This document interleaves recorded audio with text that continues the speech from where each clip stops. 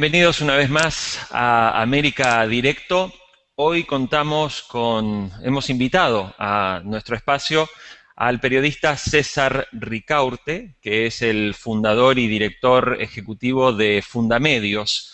Es una organización no gubernamental, que es la Fundación Andina para la Observación y Estudios de Medios, que lo que hace es monitorear las agresiones contra los periodistas y contra la libertad de expresión, fundamentalmente en Ecuador, pero también con un alcance a nivel regional.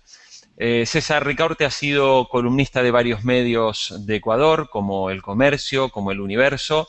Hoy escribe en el diario Hoy, y también ha sido galardonado hace muy poquito tiempo con el premio a la libertad de prensa que otorga la Sociedad Interamericana de Prensa. Por eso queremos hablar con él a raíz de las informaciones que habitualmente compartimos y que comentamos incluso aquí en Infobae América, sobre los ataques que el gobierno de Rafael Correa ejecuta permanentemente contra la libertad de expresión. César, bienvenido, muchas gracias por estar en América Directo. Muchas gracias, Jorge. Un enorme saludo a a toda tu audiencia, tu amplia audiencia de Infobae. Muchísimas gracias, César. Muy bien. Queríamos empezar con la pregunta que tiene que ver con que los gobiernos siempre han querido controlar de alguna manera a la prensa. Esto ha pasado tanto en periodos de dictaduras, naturalmente, pero también en periodos democráticos. Sin embargo, en los últimos años, parece que en la región, en toda Latinoamérica, hay una tendencia a que se acentúa la presión sobre los medios de prensa. La pregunta es, ¿por qué crees que los gobiernos de centro izquierda han endurecido esta presión contra los medios independientes si de alguna manera estos actuales gobernantes son los que antes se consideraban prácticamente los adalides de las libertades individuales? Jorge, es una pregunta que me la he hecho muchísimas veces. Eh, Primero hay que considerar que en América Latina en este momento hay dos grandes, digamos, problemáticas que afectan el ejercicio periodístico. El uno es lo que sucede en México, Honduras, Guatemala, Brasil, incluso, donde se están asesinando periodistas eh, y básicamente los asesinan poderes paralelos, básicamente ligados al narcotráfico, pero muchas veces con la complicidad de los estados. El segundo problema son las presiones directas e indirectas que han comenzado a ejercer gobiernos de distinto signo. Porque yo no diría que es solamente una cuestión patrimonio de gobiernos que se autodeclaran de izquierda. Yo creo que es una cuestión que tiene que ver más con un estilo de ejercicio del poder. Me parece que más bien estamos ante el retorno de aquellos caudillismos que asolaron América Latina en décadas pasadas.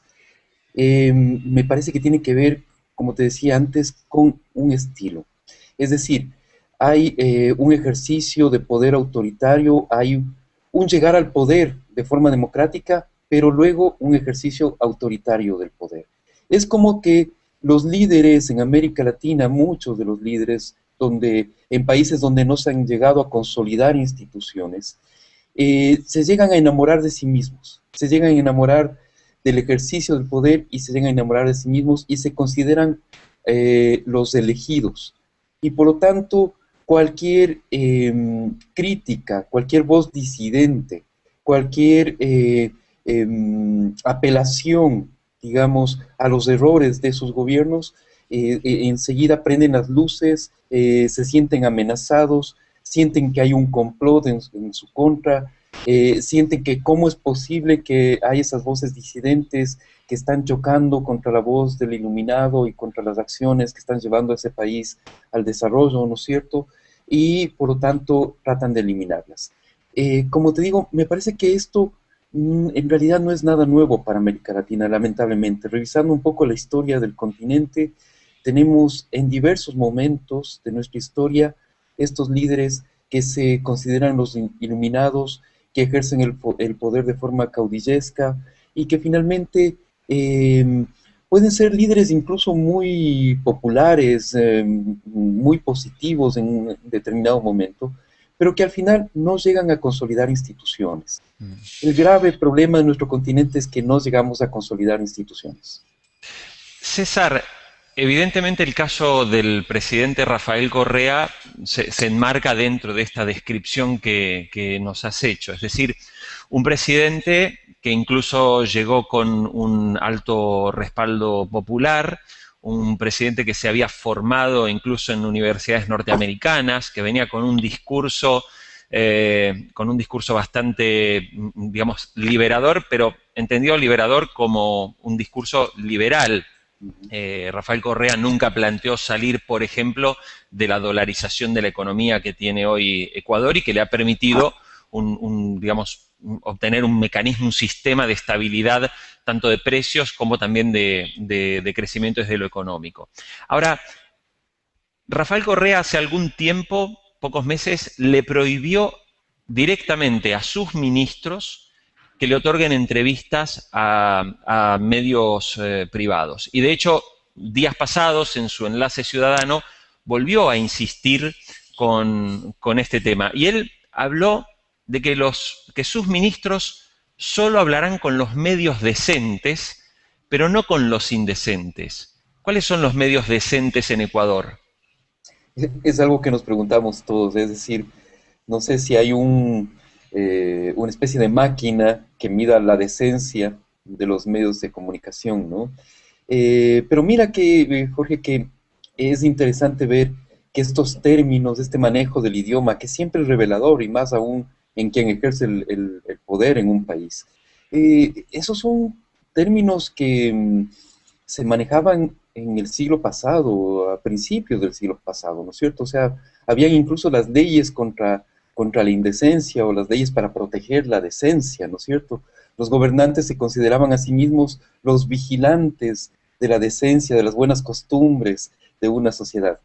Es inconcebible que un gobernante que se autoconsidera progresista en un país que está viviendo en una época en la cual las cosas han cambiado tanto, estamos en el siglo XXI, se considera a sí mismo de nuevo el vigilante de la decencia o de la indecencia. El uso mismo del lenguaje ya es bastante sintomático de que, como te decía antes, esto no se trata tanto de ideologías. No estamos ante un gobierno o un gobernante que claramente está marcado por una izquierda y que corresponde a concepciones democráticas del poder. Estamos más bien hacia el retorno de lo más añejo, de lo más caduco de la cultura política latinoamericana, que es el caudillismo. En el caso de Rafael Correa y del uso de estos términos, yo creo que él se ve a sí mismo como un gran restaurador moral de la República. Y eso es hablar en términos de principios del siglo XX, Jorge, no del siglo XXI. César, la ONG que diriges, Fundamedios, presentó ante la justicia un recurso contra esta orden presidencial que impide que los ministros hablen con medios privados. De hecho, en Infobae América contamos en una ocasión cuando un ministro estaba comenzando a dar una entrevista en una radio privada del Grupo El Comercio y repentinamente dijo, no voy a hablar con ustedes, se levantó y se fue por orden de alguien del Poder Ejecutivo. Días pasados, el juez Raúl Reynoso en Ecuador desestimó este planteo que hizo Fundamedios, como dando a entender que hablar con los medios privados no corresponde al ámbito de la política pública o de las políticas públicas del gobierno. Digo, ¿les sorprende la respuesta de la justicia ante este reclamo? Lamentablemente no.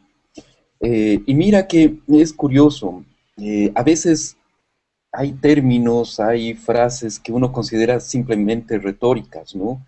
Y hemos escuchado muchas veces esto de que la libertad de expresión es uno de los pilares de la democracia, ¿no es cierto? Hay un fallo incluso de la Corte Interamericana de Derechos Humanos diciéndonos, una democracia se sustenta, tiene tres pilares fundamentales, libertad de expresión, independencia judicial y elecciones libres. Y uno escucha eso un poco, bueno, es retórico, ¿no? Pero Te puedo decir que en el caso del Ecuador, justamente la paulatina pérdida de la libertad de expresión nos revela que existe también un serio problema con la independencia de la justicia. Y eso marca una diferencia enorme.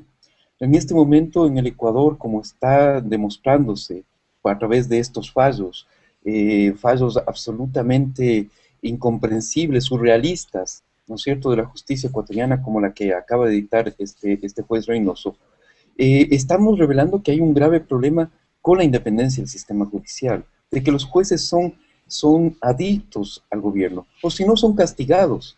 Mira, Jorge, ayer nos acaba de llegar un documento, y esto te lo voy a revelar al público de tu, de tu programa, de que señalando el Consejo de la Judicatura, que es el órgano disciplinario del Poder Judicial en el Ecuador, que es además un órgano controlado directamente por el Ejecutivo, y esto no es ninguna retórica, son tres personas nombradas por el Ejecutivo y por el partido de gobierno los que están dirigiendo el poder, el órgano de la Judicatura. Bueno, hay un memorándum de este Consejo de la Judicatura a todos los jueces del país, señalando que deben abstenerse de recibir acciones de protección constitucional so pena de ser sancionados. ¿Sí? Es decir, por un lado, tú tienes una constitución que te dice que te garantiza todos los derechos y que tú puedes acudir a cualquier juez para que te garantice los derechos constitucionales. Pero existe un órgano ligado al Poder Ejecutivo que está diciéndole a los jueces, cuidado, aceptan cualquier recurso de estos a trámite, simplemente a trámite, no que fallen, sino a trámite porque pueden ser sancionados. La justicia en el Ecuador en este momento está revelándose como secuestrada por el Poder Ejecutivo y realmente lo que está sucediendo es sumamente grave, porque ya tenemos dos pilares de la democracia en el Ecuador seriamente afectados: la independencia del Poder Judicial y la libertad de expresión. Solo nos queda elecciones libres y eso vamos a ver qué pasa el próximo año. César, uno no puede dejar de mencionar los casos más recientes. Janetti Nostroza, días pasados, dijo en su programa de televisión que no podía continuar haciéndolo y no podía continuar investigando porque había sido amenazada. Recordamos el famoso caso de los periodistas del Universo, digamos que sentó un precedente preocupante que fue advertido prácticamente por todo el mundo. De alguna manera tu propio caso, el presidente Barack Obama, el presidente de Estados Unidos, en mayo pasado hizo mención directa a tu nombre y le reclamó al presidente Rafael Correa que respetara la libertad de prensa en Ecuador. La respuesta ante esto del presidente ha sido todavía más virulenta, diciendo que prácticamente trabajas para los servicios secretos del gobierno norteamericano, que trabajas para el imperio. Digo, Martín Pallares, otro periodista del Comercio, habitualmente insultado y criticado por el presidente Correa. ¿Qué se puede esperar si el año que viene, en las próximas elecciones, el presidente Correa es reelegido y se presenta? Todavía no está confirmado que se presente, pero si se presenta para un nuevo mandato que lo obtiene con amplia mayoría. O sea, esta tendencia, ¿se espera un agravamiento? Eh, Diríamos que todo hace prever que sí. Hay una estrategia claramente marcada, o sea, no estamos ante acciones aisladas. Y cuando hablo de una estrategia, yo no la estoy calificando, son palabras de los mismos funcionarios de gobierno. El doctor Fernando Alvarado, secretario de Comunicación de la Presidencia, ha dicho que sí, ha admitido que tienen una estrategia para polarizar la sociedad y que parte de esa estrategia es justamente poner a los medios de comunicación al otro lado, ¿sí? Ponerlos como los enemigos. Em, Esa estrategia de polarización yo creo que va a ser acentuada. No vamos a asistir más bien a digamos, a un intento de lograr consenso en la sociedad, de lograr cambios a través del diálogo, del hacer política en el buen sentido de la palabra, es decir, tratar de dialogar y de lograr consensos, acuerdos, ¿no? Sino que esta estrategia casi de guerra, ¿no es cierto?, que es polarizar, y luego que polarizas, que identificas al enemigo, que lo ubicas al otro lado, entonces comienza la estigmatización, comienza justamente el declararlo como enemigo, como si estuviéramos en una guerra, no en una democracia, sino en una guerra, ¿no es cierto? Esa estrategia yo creo que se va a acentuar y lo estamos viendo que se está acentuando. El caso de Janet Inostroza es sintomático.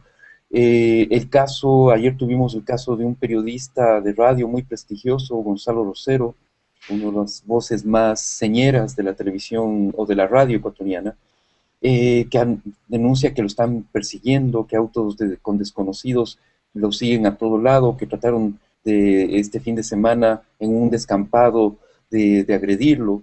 Sí, ese tipo de situaciones vemos que se van volviendo casi diarias, casi cotidianas, ¿sí? A medida que se acerca el proceso electoral, vemos que el gobierno instruye para que se ponga en práctica restricciones al trabajo de la prensa, ¿no es cierto?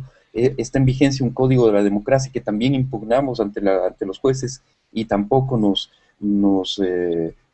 resolvieron ese caso, que es justamente las restricciones a los medios en época electoral.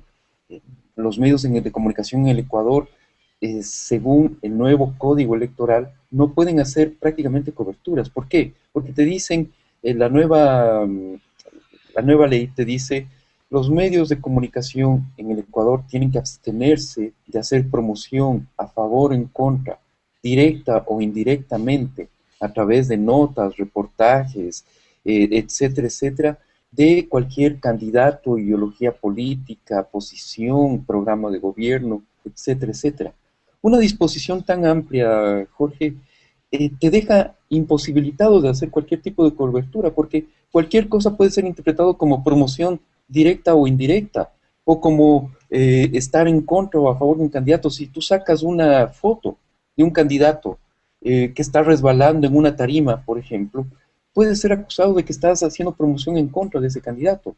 O si sacas una encuesta, pueden acusarte de que estás favoreciendo cierta candidatura. Eso realmente imposibilita el ejercicio del periodismo en época electoral. Como te digo, yo creo que las cosas lamentablemente van a ir para peor. La estrategia de polarización, según ellos, es exitosa. Yo creo que es al contrario bastante nefasta para la sociedad, porque al final, al fin y al cabo, tienes una sociedad absolutamente fracturada y es una estrategia que a ellos mismos les arrincona, a ellos mismos les coloca en una posición y les imposibilita de iniciar cualquier tipo de diálogo con otros sectores sociales. Y eso Sí, es complicado en una democracia. sí. César, tú hablas de la polarización de la sociedad casi como una estrategia de gobierno. Quizás una de las cosas que llama la atención en América Latina y sobre todo en países que han tomado, digamos, un camino más volcado hacia un centro izquierda y, como bien dices, por ahí más con perfiles caudillistas que uno puede tener como varios ejemplos en la región. Eh, Llama la atención también la polarización de la prensa, quizás como nunca antes. Es decir, hace años podían haber posturas más defensoras de un modelo y otras críticas de un modelo. Hoy pareciera que la prensa que no comulga con el modelo vigente en nuestros países, automáticamente es descalificada incluso por colegas que ya ni siquiera van al debate de las ideas, sino simplemente a la descalificación. Me gustaría que nos dieras también tu visión de lo que pasa regionalmente en este sentido. O sea, ¿por qué hay una también fractura, incluso dentro de la industria periodística, entre colegas, donde hoy realmente no se puede ni siquiera dialogar como ocurría años atrás? Digamos que este es un fenómeno relativamente nuevo, es uno de los hallazgos de los gobiernos caudillistas de este siglo, ¿no? Y yo creo que tiene mucho que ver con la influencia que han alcanzado los medios de comunicación. Yo creo que ellos entienden el hacer política ahora como el control del relato. No solamente el control de la realidad, sino el control del relato sobre la sociedad. ¿No es cierto? Y antiguamente la cosa era muy fácil, o sea, se resolvía cerrando diarios, encarcelando periodistas, desapareciéndolos, qué sé yo. Y la cosa era mucho más fácil. Ahora la cuestión se vuelve mucho más compleja, es mucho más sofisticada, porque de lo que se trata es de lograr el control, ¿sí? De los medios, de lograr a través del control de los medios el control sobre el relato y con ello ir apagando las voces disidentes. En el Ecuador, por lo menos lo que está pasando ahora, y es algo que lo vemos en algunos países de la región, es que, por ejemplo, el gobierno toma el control de la televisión. Es algo que le interesa, es algo que apuesta a eso, ¿no es cierto? En el Ecuador en este momento el gobierno tiene el control de el 50% de la pantalla. Quedan solamente dos canales privados con voces más o menos independientes, críticas, y el resto se va alineando poco a poco al gobierno, o si no, el gobierno toma el control directo de esos canales de televisión. Me parece que estamos ante un modelo en el cual se combina esa forma de hacer política caudillista, las viejas concepciones de la izquierda de los años 50 y 60, ¿no es cierto? 60 y 70, quizás seamos un poco más generosos, en los cuales se desarrolló toda esta idea de que los medios de comunicación son un poder nefasto, etcétera, etcétera. Mucho empujado por Cuba, obviamente, ¿no es cierto? Y veamos que en los países excomunistas y en Cuba como un rezago de esas dictaduras, no existe prensa libre, ¿no es cierto? Y todo eso se va desarrollando y explota a lo largo de estos años. Es decir, hay una mezcla de ejercicio real del poder a través del control de los medios de comunicación y, como decía antes, del control del relato. Hay factores ideológicos, hay factores en los cuales intelectuales se ponen al servicio de la causa porque dicen ya es hora de acabar con estos poderes fácticos que representan los medios de comunicación, es hora de ajustar cuentas con los medios de comunicación, y también llega un momento en el cual se entrecruza con una gran crisis en el periodismo, eso también hay que decirlo. El periodismo también vive una crisis profunda, la industria periodística vive una crisis profunda, pero la forma de hacer periodismo también está bajo análisis, bajo cuestión. Y yo creo que todos los factores se juntan ahí y explotan en este ejercicio contra los medios de comunicación.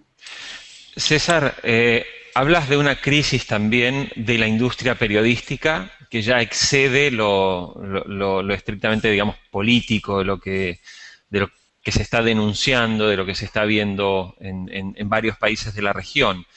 ¿En qué medida crees que, digamos, la tecnología, o mejor dicho, las nuevas fórmulas con las que la gente se informa, estamos hablando básicamente de Internet, básicamente de la distribución de noticias de redes sociales, ¿no crees que eso puede ser una vía de escape justamente al control de la prensa? Absolutamente sí. Y por eso también los gobiernos comienzan a aplicar restricciones al Internet, a la libertad de expresión en Internet. Y esto, digamos que proviene de varios frentes, ¿no es cierto? No solamente es un tema que lo vivimos en América Latina. En Ecuador, por ejemplo, el gobierno eh, emitió una resolución en la cual ordena a los proveedores de Internet que revelen las direcciones IP de los usuarios como con una simple orden administrativa, no con orden judicial, sino con una orden administrativa. Es decir, si tú tienes un blog crítico con el gobierno, puede tu IP ser revelada por esa y saber exactamente quién eres. Y ese tipo de medidas se van aprobando en diversas partes del mundo. Pero, Jorge, hay que ser también, hay que ser justos en la dimensión de las cosas. Yo creo que la televisión sigue siendo el medio dominante. Eh, no sé en Argentina, pero en el Ecuador hicimos una encuesta. Sabemos que 7 de cada 10 personas en el Ecuador se informan a través de la televisión. La televisión en este momento combina mucho la información con el show, ¿cierto? No es que brinda realmente información muy sólida a los ciudadanos. Eh, y lo que está en crisis es la industria periodística como tal, es decir, los diarios, las revistas, y ahí es donde todavía tenemos un territorio en disputa, porque el Internet es mucho más importante en este momento en la población menor de 25 años. Los jóvenes se están informando a través de Internet, pero el Internet todavía no es rentable, no puede generar en sí mismo los ingresos suficientes como para alimentar un periodismo de primera calidad. Y esto lo digo sabiendo que hay enormes excepciones, que hay cuestiones que van apareciendo en todo el mundo, productos, medios, portales que van apareciendo en todo el mundo que son excelentes y que brindan información de primera calidad.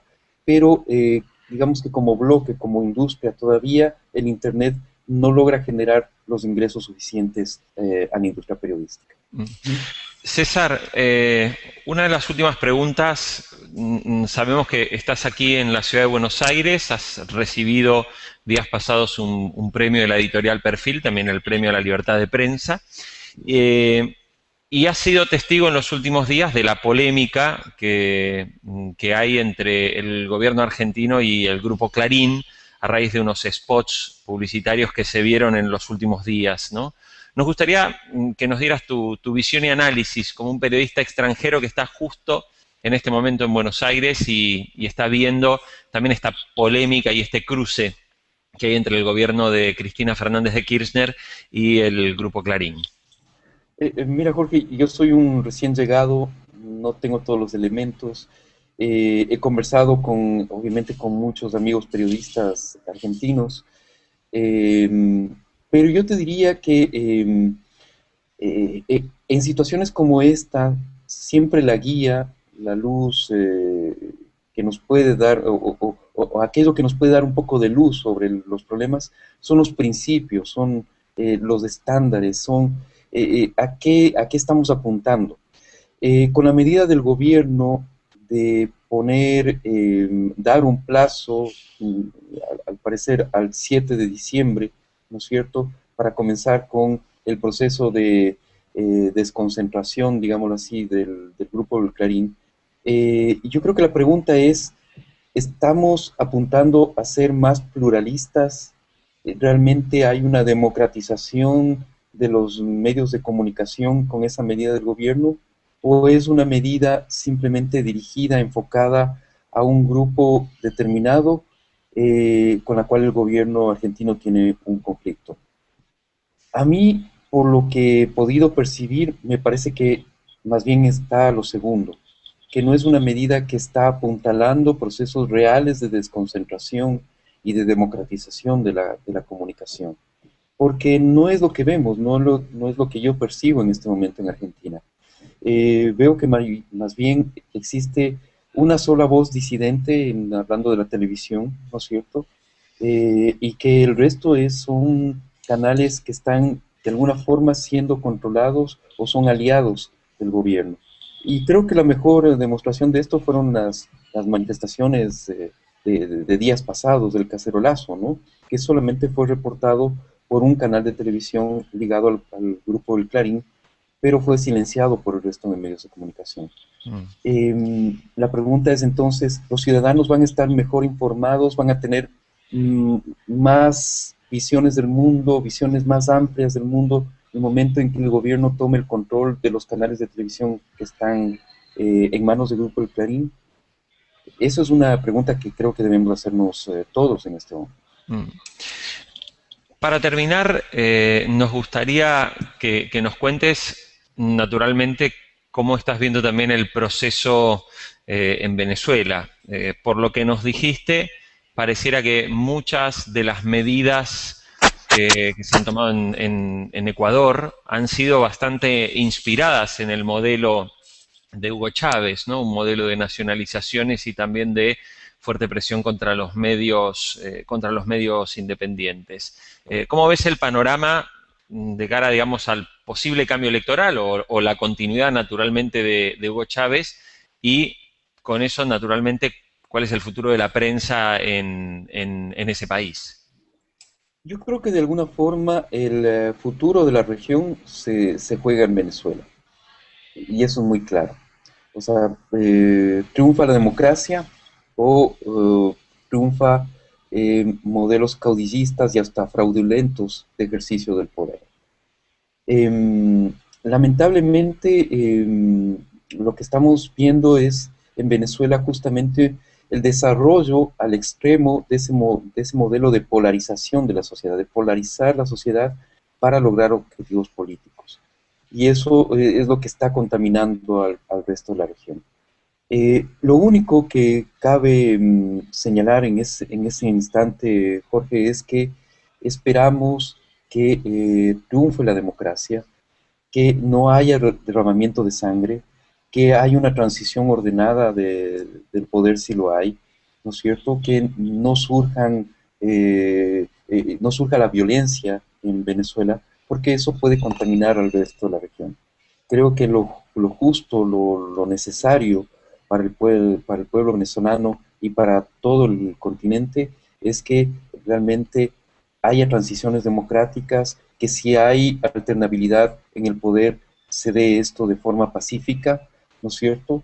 Y que si no, si es el presidente Chávez el que continúa, pues más bien sea el periodo que aproveche para reinstitucionalizar Venezuela y para, digamos, desarmar ese modelo de polarización que ha implementado en Venezuela.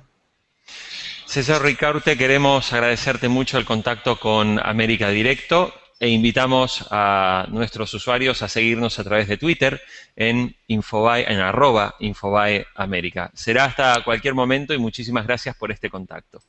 Gracias, Jorge, y un enorme abrazo a toda la audiencia. Será hasta pronto. Gracias. Gracias.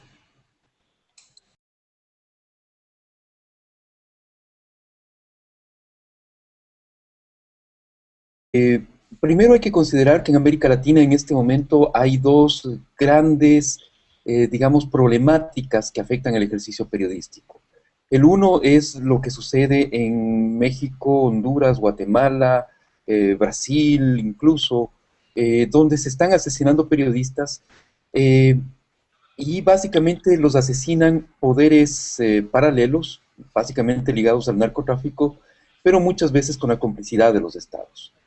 El segundo problema son las presiones directas e indirectas que han comenzado a ejercer. Dictaduras, naturalmente, pero también en periodos democráticos. Sin embargo, en los últimos años, parece que en la región, en toda Latinoamérica, hay una tendencia a que se acentúa la presión sobre los medios de prensa.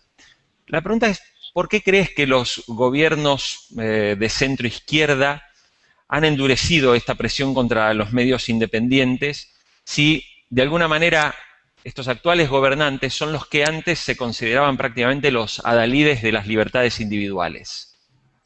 Jorge, es una pregunta que me la he hecho muchísimas veces. Eh,